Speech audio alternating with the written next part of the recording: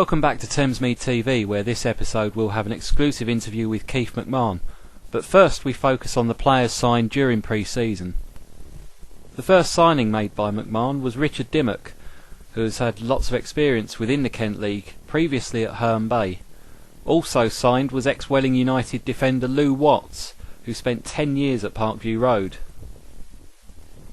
And finally we welcome ex-VCD defender Lee Coburn, who's seen here performing against Fisher Athletic, a game which saw us draw 1-1, with this goal from Dean Burns, who managed to arrive at the far post from a Ricky Cable cross, even though our cameraman managed to miss it. After the match, we took time to catch up with Keith McMahon to talk about pre-season preparations. Keith, we're now more than halfway through pre-season preparations, played some very challenging teams and some very good youth players come through. Yeah, quite a lot to consider. What's your thoughts on how we're doing so far? To be fair, pre-season's gone to plan. Before the games we've had 8 brilliant sessions. Got Alan Seaman as a coach, with myself. Popsy's done a bit as well. The lads have worked really hard, they've enjoyed it. Every training session's been different, everything's been with a ball. Then we started the games and people are on holiday and away, work commitments and things like that, and we've had not patch-up teams because that's pre-season, but we've had a lot of trialists. I've signed all my players now, just finished with the last one tonight.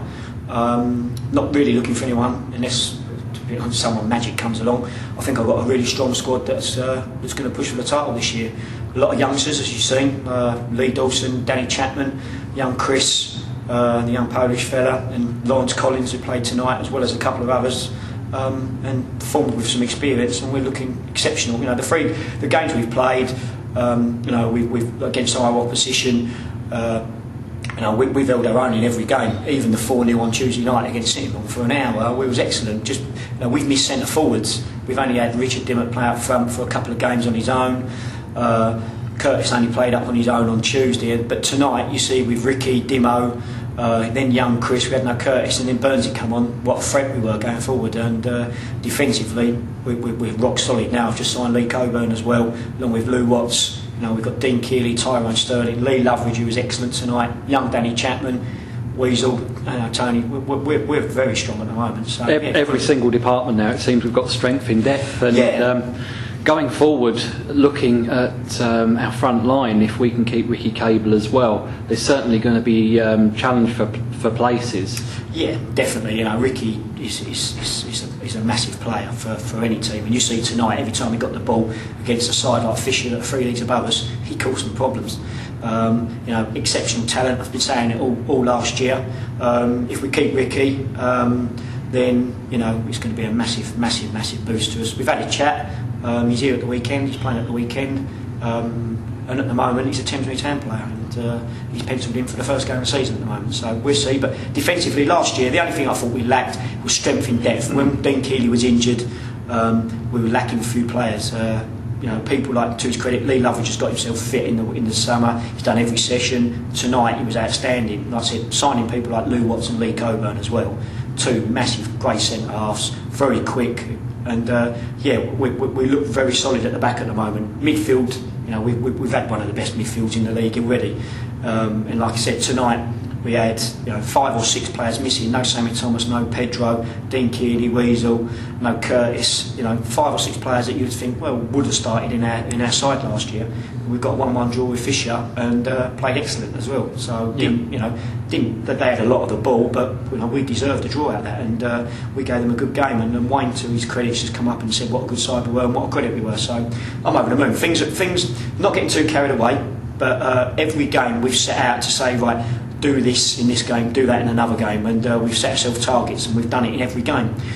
Tonight again, we worked on the midfield and what we wanted, and our shape, and it was perfect.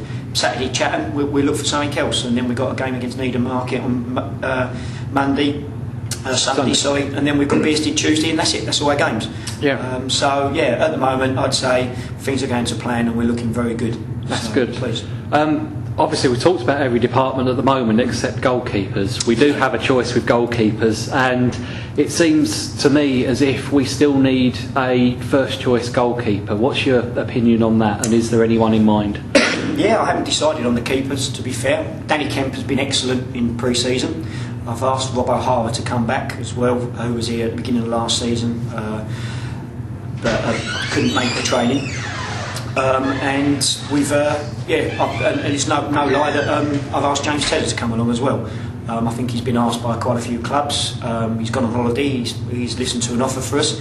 I think he's interested, but he's going to let me know when he comes back. But it's up for grabs. I said to Danny Kemp, and I said to him, you need to come get fit and need to show me that you're reliable and can play every week. The last 2 years we've gone through 7 goalkeepers, so I can't have that this year. I need a keeper that's going to be there every week, solid and reliable. I've got a couple here at the moment, and I'm not saying I've settled for it. It'll go to the last game, maybe even further. And when I've decided, I'm not saying that neither of the keepers I've got here at the moment aren't good enough, because they are. But I just need a reliable keeper that can prove to me that they're going to be there week in, week out. So the goalkeeper thing is still up for grabs at the moment. Sure.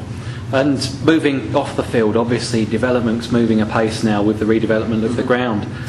What's the latest news on that? Have the plans been submitted to Bexley Council? Well, I've been told, yeah, I think the final plans have been drawn up, which I should be getting through any day now to have a look at. There's been some slight alterations on the certain sizes of the ground.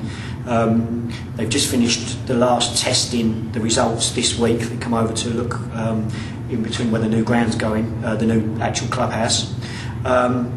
So yeah, things are moving on okay. We're just sorting out the final, sort of crossing the T's and dotting the I's. So yeah, things are moving on okay. We just got to make sure that's going to happen. So we just need to make sure that we get things right on the pitch, with the backing hopefully of everyone behind me to make sure that we're ready to go up, and that's what we're looking for. That's great. Well, Keith, thanks very much for joining us, and well done on the result tonight. Yeah, cheers. Thanks a lot. Cheers.